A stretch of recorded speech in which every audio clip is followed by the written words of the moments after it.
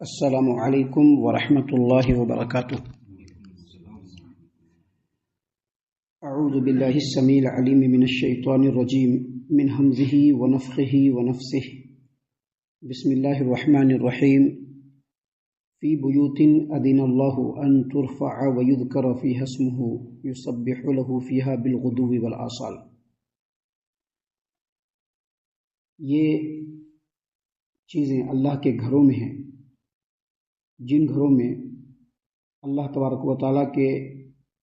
اذن سے اللہ تبارک و تعالیٰ نے حکم دیا ہے کہ ان میں اس کے نام کو بلند کیا جائے، اس میں اس کے نام کا ذکر کیا جائے، اور ان میں اللہ تبارک و تعالیٰ کی تسبیح اور تعریف صبح و شام بیان کی جائے۔ محترم سامعین کرام، سورۃ النور سورہ نمبر 24 اور اسی سورت سے آیت نمبر 36 ابھی آپ کے سامنے تلاوت کی گئی، اور بفضل اللہ باذن اللہ بتوفیق اللہ آیت کریمہ کا ترجمہ بھی آپ کے سامنے پیش کیا گیا، آیت نمبر 36 سورۃ النور۔ محترم سامعین کرام، ابھی کل کے درس کے اوپر آپ غور و فکر کیجئے۔ کل جو درس آپ کے سامنے پیش کیا گیا تھا آیت نمبر 35، اس میں یہ بتلایا گیا تھا کہ آسمانوں اور زمین کے اندر جو بھی نور ہے، جو بھی روشنی ہے، جو بھی ہدایت ہے، وہ اللہ کی طرف سے ہے۔ اس آیت کریمہ میں اللہ تبارک و تعالیٰ نے یہ بھی بتلایا کہ یہ جو اللہ تبارک و تعالیٰ کی طرف سے اللہ کا کلام قرآن کریم نازل ہوا ہے، جو دین اسلام نازل ہوا ہے، یہ بھی اللہ تبارک و تعالیٰ کا نور ہے۔ اور جس آدمی کے، جس مومن کے دل کے اندر اس بات کی چاہت ہو اور طلب ہو کہ وہ اللہ تبارک و تعالیٰ کے نور کو حاصل کرے، تو اللہ تبارک و تعالیٰ اپنے نور سے اس کو ہدایت دے دیتا ہے۔ سامعین اکرام، ان باتوں کو بیان کرنے کے بعد اللہ تبارک و تعالیٰ نے یہاں پر اس آیت کریمہ میں یہ بتلایا ہے کہ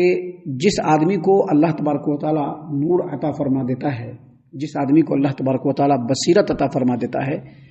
جو آدمی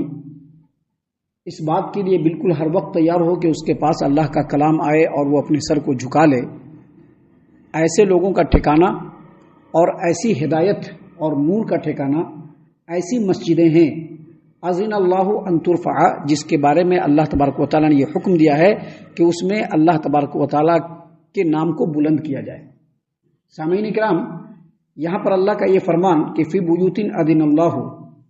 اور ان گھروں میں یہ چیزیں پائی جاتی ہیں جن کے بارے میں اللہ نے حکم دیا ہے کہ ان گھروں میں اللہ کے نام کو بلند کیا جائے۔ اس کا مطلب مفسرین نے یہ لیا ہے کہ جو مسجدیں ہیں یہ اللہ کا گھر ہے، یہاں پر اللہ تبارک و تعالیٰ کی ہدایت، اللہ تبارک و تعالیٰ کا نور، اللہ تبارک و تعالیٰ کی رحمت اور اللہ تبارک و تعالیٰ کی برکت برستی رہتی ہے۔ اگر کسی آدمی کو اللہ کا نور حاصل کرنا ہو، ہدایت کا رستہ پانا ہو، اللہ تبارک و تعالیٰ کی رضامندی کو طلب کرنے کی اگر اس کے اندر چاہت ہو، وہ اگر دنیا میں اور آخرت میں اللہ کے خیر و بھلائی کو اور برکات کو اپنے دامن میں سمیٹنا چاہتا ہو، تو ان کو اللہ تبارک و تعالیٰ کے انہی گھروں کے اندر یعنی مسجدوں کے اندر آنا چاہیے۔ یہاں پر اللہ تبارک و تعالیٰ کے چہیتے بندے بھی رہتے ہیں، یہاں پر اللہ تبارک و تعالیٰ کی ہدایت اور نور بھی انسان کو آسانی سے مل جاتی ہے، جس کے بارے میں اللہ تبارک و تعالیٰ نے یہ حکم دیا ہے کہ وہاں پر اللہ تبارک و تعالیٰ کے نام کو بلند کیا جائے۔ مطلب یہ ہے کہ مسجد کو تعمیر کیا جائے، مسجد کے اندر اللہ تبارک و تعالیٰ کے حکموں کو بجا لاتے ہوئے مسجدوں کو آباد کیا جائے، مسجدوں کو صاف ستھرا رکھا جائے، معطر رکھا جائے، مسجدوں کے اندر اللہ تبارک و تعالیٰ کا ذکر و اذکار کیا جائے، اور ان تمام کاموں سے مسجدوں کو پاک رکھا جائے جن کاموں کے لیے مسجد کو نہیں بنایا گیا ہے، جن کاموں کے لیے مسجد کو نہیں بنایا گیا ہے ان کاموں سے مسجد کو بالکل پاک رکھا جائے۔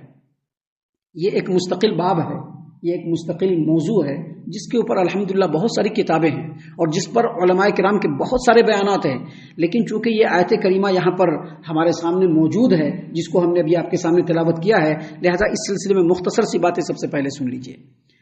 دیکھیے، اللہ تبارک و تعالیٰ نے یہاں پر بیان فرمایا ہے کہ وہ گھریں ہیں،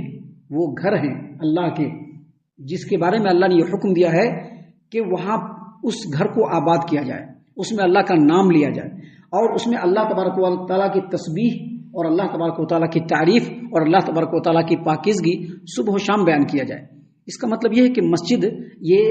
اسلامی سماج و معاشرے کے لیے بہت اہم چیز ہے، اور مسجد کی تعمیر اور مسجد کی آباد کاری اتنا بڑا اور زبردست عمل ہے کہ اس سلسلے میں نبی کریم صلی اللہ علیہ وسلم نے کئی ارشادات بیان فرمائے ہیں، جس میں سے پہلا ارشاد صحیح البخاری کتاب الصلاح باب من بنا مسجدا حدیث نمبر 450 اور صحیح مسلم کی روایت ہے، سیدنا امیر المومنین عثمان ابن عفان رضی اللہ عنہ بیان کرتے ہیں کہ نبی کریم صلی اللہ علیہ وسلم نے ارشاد فرمایا،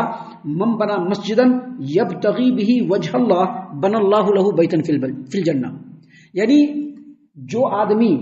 مسجد کو بناتا ہے یہ سوچ کر کے، یہ نیت کر کے، یہ ارادہ کر کے کہ اللہ تبارک و تعالیٰ کی رضامندی اس کو حاصل ہو جائے، تو اس کے اس نیت کے ساتھ اس عمل کرنے کی وجہ سے اللہ تبارک و تعالیٰ جنت میں اس کے لیے گھر بنائے گا۔ یہ مسجد کی تعمیر کی بہت بڑی اہمیت ہے، بہت بڑی فضیلت ہے، جس کو آپ نے برابر سنا ہوگا۔ سامعین کرام، ایک اور مسجد ہے، ایک اور حدیث ہے جس کو امام ابن ماجہ رحمۃ اللہ علیہ نے اپنی سنن ابن ماجہ ابواب المساجد والجماعات حدیث نمبر 735 پہ روایت کیا ہے۔ عمر بن خطاب رضی اللہ عنہ امیر المومنین اس حدیث کے راوی ہیں، وہ کہتے ہیں کہ نبی کریم صلی اللہ علیہ وسلم نے فرمایا، من بنا مسجدا یذکر فیہ اسم اللہ بنى اللہ لہ بیتا فی الجنہ، یعنی جو آدمی یہ سوچ کر کے مسجد کی تعمیر کرتا ہے، مسجد کو آباد کرتا ہے کہ اس میں اللہ تبارک و تعالیٰ کا نام لیا جائے، اللہ تبارک و تعالیٰ کا ذکر کیا جائے، تو اس آدمی کے لیے اللہ تبارک و تعالیٰ قیامت کے دن جنت میں ایک گھر بنا دے گا۔ دیکھیں، دو طرح کی باتیں آئی ہیں، دونوں کو ذہن میں رکھنا چاہیے ہمیشہ۔ ابھی حدیث کو تو ویسے ہی کوئی بھی بیان کر دے گا کہ جو اللہ کا گھر بنائے گا جنت میں اللہ تبارک و تعالیٰ اس کے لیے گھر بنائے گا، لیکن یہ جو دو حدیثیں ہم نے آپ کے سامنے پیش کیا ہے، ان دو حدیثوں میں جو گہرائی ہے وہ یہی ہے، اور انہی جگہ پر ہے کہ ایک حدیث میں نبی کریم صلی اللہ علیہ وسلم نے فرمایا کہ جو آدمی اللہ کو راضی کرنے کے لیے مسجد بنائے گا جنت میں اللہ تبارک و تعالیٰ اس کے لیے گھر دے گا، اور دوسری مسجد میں کیا ہے، دوسری حدیث میں کیا ہے کہ اللہ کے رسول صلی اللہ علیہ وسلم نے فرمایا کہ جو آدمی اس نیت سے مسجد بنائے کہ اس میں اللہ کا ذکر کیا جائے تو اللہ تبارک و تعالیٰ جنت میں اس کے لیے گھر بنائے گا۔ اور ایک اور حدیث ہے جس کو رسول کریم صلی اللہ علیہ وسلم نے ارشاد فرمایا، اور اس حدیث کے اندر سیدہ عائشہ رضی اللہ عنہا بیان کرتی ہیں کہ نبی کریم صلی اللہ علیہ وسلم نے حکم دیا، سنن نبی داؤد کتاب الصلاح باب اتخاذ المساجد فی الدور حدیث نمبر 455، نبی کریم صلی اللہ علیہ وسلم نے حکم دیا، کیا حکم دیا؟ امر رسول اللہ صلی اللہ علیہ وسلم ببناء الدور فی المساجد، نبی کریم صلی اللہ علیہ وسلم نے یہ حکم دیا ہے، کس بات کا حکم دیا ہے؟ اس بات کا حکم دیا ہے کہ محلوں میں، آبادیوں میں، کالونیوں میں مسجد بنایا جائے، اور مسجد بنا کر کے اس کو چھوڑ نہیں دیا جائے بلکہ اس کو پاک صاف رکھا جائے اور اس کو معطر اور خوشبودار رکھا جائے۔ یہ تین حدیثوں کو آپ سامنے رکھیں گے تو سب سے پہلے مسجد کے بارے میں یہ سمجھ لیجئے کہ مسجد کی تعمیر کا جو ارادہ ہو، یا مسجد کی آبادی کا جو ارادہ ہو، یا مسجد میں آ کر کے نماز پڑھنے کا جو ارادہ ہو، یا مسجد میں آ کر کے اللہ تبارک و تعالیٰ کے دین کی تعلیم دینے کا جو ارادہ ہو، اس کے پیچھے جو انٹینشن ہونا چاہیے وہ بس یہی ہونا چاہیے کہ اللہ تبارک و تعالیٰ راضی ہو، بس یہی انٹینشن ہونا چاہیے کہ ہم جو عمل کر رہے ہیں یہ اللہ تبارک و تعالیٰ کے نام کو بلند کرنے کے لیے کر رہے ہیں۔ ہم اس مسجد کو ہر طرح کی غلاظت سے پاک رکھیں گے، ظاہری غلاظت نہیں، شرک و کفر کی غلاظت سے بھی پاک رکھیں گے۔ اس مسجد کو اللہ کا گھر سمجھیں گے، اس مسجد کو یہ نہیں سمجھے کہ یہ میری وراثت ہے، ہمارا باپ، ہمارا دادا، ہمارا فلاں، یہ نہیں، بلکہ یہ سوچ کر کے کہ یہ اللہ کا گھر ہے، یہاں پر اللہ تبارک و تعالیٰ کی عبادت ہو، اللہ تبارک و تعالیٰ کا نام لیا جائے، یہ تمام چیزیں بھی جو ہے صفائی اور ستھرائی میں آتا ہے۔ اگر اس کے اپوزٹ کوئی یہ سمجھے کہ اس مسجد کے اندر شرک و کفر کیا جائے، کوئی یہ سوچے کہ اس مسجد کے اندر جو ہے ہمارا ہی راج چلنا چاہیے، اس مسجد کے اندر ہم جو چاہیں گے کر لیں گے، یہ تمام چیزیں غلاظت ہے اور گندگی ہے، جس سے نبی کریم صلی اللہ علیہ وسلم نے منع فرمایا ہے۔ اور ان طریقوں سے اگر کوئی آدمی پاک صاف ہے تو اللہ تبارک و تعالیٰ اسی کے مسجد کی آباد کاری اور تعمیر پر جنت میں اللہ تبارک و تعالیٰ گھر دے گا۔ دیکھیے یہاں پر ایک اور بات اللہ کے رسول صلی اللہ علیہ وسلم نے بیان فرمایا ہے، جس کو حافظ ابن کثیر رحمۃ اللہ علیہ نے سنن ابی داؤد کے حوالے سے روایت کیا ہے کہ عبداللہ ابن عباس رضی اللہ عنہما نے فرمایا، کیا فرمایا کہ نبی کریم صلی اللہ علیہ وسلم نے فرمایا کہ مجھے مسجد کو چونا گچ کرنے کا حکم نہیں دیا گیا۔ چونا گچ کا مطلب یہ ہے کہ مسجد کو سجانا سنوارنا. ابھی بہت ساری جگہوں پر مسجدیں بنتی ہیں, اس کو لوگ بے انتہا سجاتے ہیں, بے انتہا سنوارتے ہیں. مسجد کے اندر آپ گھس جائیے گا تو لگے گا کہ مسجد میں آ گئے کہ پتہ نہیں کون سے ملک میں آ گئے ہیں. ایسی ایسی مسجدیں لوگوں نے بنایا, ہمارے ملک میں بنایا ہوا ہے. اس حدیث کا مطلب مفسرین اور شارحین اور محدثین نے یہ بیان کیا ہے کہ اس کا مطلب یہ ہے کہ مسجد کو اس طرح سے سجایا اور سنوارا نہ جائے جس طرح سے یہود و نصارہ سنوارتے ہیں. یہود و نصارہ جس طریقے سے مسجدوں کو سنوارتے ہیں اس طرح سے نہ سنوارا جائے, کیونکہ اس طرح سے مسجدوں کو سنوارنا بھی مسجدوں کو غلیظ کرنا ہے. دیکھیے ایک حدیث ہے جس کو امام مسلم رحمۃ اللہ علیہ نے صحیح مسلم کتاب المساجد و مواضع الصلاح کے اندر روایت کیا ہے. حدیث کے راوی ہے بریدہ رضی اللہ عنہ. بریدہ رضی اللہ عنہ کہتے ہیں کہ ایک آدمی جو ہے وہ مسجد میں اس کا اونٹ گم ہو گیا, اس کا اونٹ گمے گیا. تو اس آدمی نے اعلان کیا کہ کون ہے جو میرے گمشدہ اونٹ کے بارے میں مجھ کو خبر دے گا. تو نبی کریم صلی اللہ علیہ وسلم نے فرمایا لا وجدتا, تو اپنا اونٹ نہ پائے. انما بنیت المساجد لما بنیت لہو, مسجد کو اسی کام کے لیے یوز کیا جائے جس کام کے لیے مسجد کو بنایا گیا ہے, دوسرے کاموں کے لیے یوز نہیں کیا جائے. مسجد کو دوسرے کاموں کے لیے یوز نہیں کیا جائے, کیونکہ جس چیز کے لیے مسجد کو بنایا گیا ہے وہ چیز مسجد کے اندر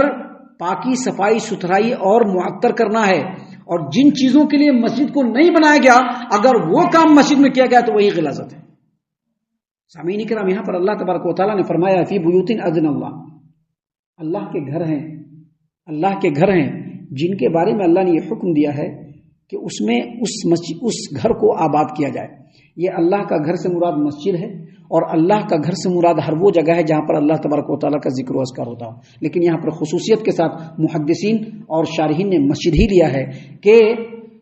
اللہ کے گھر ہیں جس کے بارے میں یہ حکم دیا گیا ہے کہ اس میں اللہ کے نام کو بلند کیا جائے. ایک آدمی مسجد میں کاروبار کرتا ہے, شرعی اعتبار سے یہ بالکل ناجائز ہے. ایک آدمی مسجد میں گمشدہ چیز کو تلاش کرتا ہے, نبی کریم صلی اللہ علیہ وسلم نے کہا کہ اس کے بارے میں کہو کہ تیری چیز تجھ کو نہ ملے. کوئی مسجد میں اگر آ کر کے تجارت کرے, کہہ دو کہ تیرے تجارت میں اللہ تبارک و تعالیٰ نفع نہ دے. مسجد کے اندر ضرورت کے حساب سے گفتگو کی جا سکتی ہے, لیکن مسجد کے اندر اس قدر شور شرابہ جس سے لوگوں کو تشویش ہونا شروع ہو جائے, شریعت میں اس سے منع کیا گیا ہے. اللہ کے رسول صلی اللہ علیہ وسلم نے اسی بات کو یہاں پر بیان فرمایا ہے کہ فی بیوت اذن اللہ, یہ اللہ کے گھر ہیں. ان ترفع, اللہ تبارک و تعالیٰ نے حکم دیا ہے کہ مسجد کو آباد کیا جائے, اس میں اللہ تبارک و تعالیٰ کے نام کو بلند کیا جائے, اس میں اللہ تبارک و تعالیٰ کے ذکر و اذکار کیا جائے, اس میں اللہ تبارک و تعالیٰ کے حکم کے مطابق عمل کیا جائے, اور وَيُذْكَرَ فِيهَا اسْمُهُ, اور مسجد میں اللہ تبارک و تعالیٰ کے نام کا ذکر کیا جائے. تسبیح پڑھیے, تحلیل پڑھیے, قرآن کی تلاوت کیجیے, لوگوں کو تعلیم دیجیے, لوگوں کی رہنمائی کیجیے. مسجد کو اللہ تبارک و تعالیٰ نے اس لیے بنانے کا حکم دیا ہے, اور ایسے ہی لوگوں کو ہدایت کا نور ملنے والا ہے, ایسے ہی لوگوں کو بصیرت ملنے والی ہے. وگرنہ بڑی بڑی مسجد بنا کر کے وہاں پر منمانا کام کرنا, ہر وہ کام کرنا جو شریعت کے خلاف ہے, ایسی مسجدوں کے اندر اگر کوئی بصیرت حاصل کرنا چاہے گا تو نہیں مل پائے گا. حالانکہ اس میں مسجد کی غلطی نہیں ہے, اس میں غلطی ہے بنانے والوں کی. مسجد غلطی ہے مسجد کو آباد کرنے والوں کی. اسی لیے اللہ نے یہاں پر حکم دیا کہ گھر ہے اللہ کے جس کے بارے میں اللہ نے اجازت دیا ہے کہ وہاں پر اللہ تبارک و تعالیٰ کے نام کو بلند کیا جائے, اللہ کا ذکر کیا جائے. یسبح لہ فیہا بالغدو والآصال, صبح و شام مسجد میں اللہ تبارک و تعالیٰ کی پاکیزگی, تسبیح اور تحلیل بیان کیا جائے. سامعین کرام, میں جو آیت کریمہ ہے اس کے تعلق سے جو بھی باتیں ہم نے بیان کی ہے, ابھی کچھ اور بھی باتیں ہیں جو انشاءاللہ کل ہم آپ کے سامنے بیان کریں گے. ہم اللہ سے دعا کرتے ہیں کہ اللہ تعالی ہم تمام کو ان تمام باتوں کے اوپر خوب غور و فکر اور تدبر کرنے کے ساتھ ساتھ ان باتوں پر عمل کرنے کی بھی توفیق عنایت فرمائے, آمین. اللہ تعالی ہم تمام کو صحیح معنوں میں پکا سچا مومن مسلمان بنائے, اللہ اور اس کے رسول صلی اللہ علیہ وسلم کی اطاعت و فرما برداری کرنے والا بنائے, صحابہ کرام رضی اللہ عنہم کے طریقے پر چلنے والا بنائے, جنت الفردوس میں جگہ عطا فرمائے. اے اللہ ہم تمام کو جہنم سے پناہ دے, اے رب العالمین ہم تمام کو جہنم سے پناہ دے, اے مالک الملک ہم تمام کو جہنم سے پناہ دے, آمین یا رب العالمین. وما علینا الا البلاغ المبین. تبارك الذي نزل الفرقان على عبده ليكون للعالمين نذيرا.